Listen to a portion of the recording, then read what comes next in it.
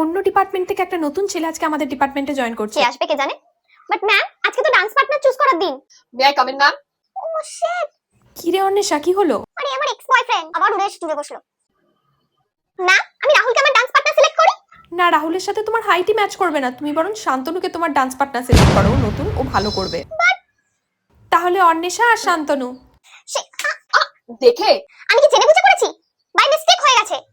সারা জীবন ভুলই তো করে গেছো। ভুল ছাড়া আর কিছু করতে তো তোমাকে অন্তত আমি দেখিনি।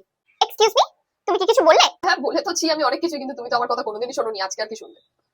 শোনো, আমি তোমার সাথে ডান্স করার জন্য না মরে যাচ্ছি না। নেহাত ম্যাম বললেন, না হলে আমি তোমাকে কোনোদিনও আমার ডান্স পার্টনার সিলেক্ট করতাম না।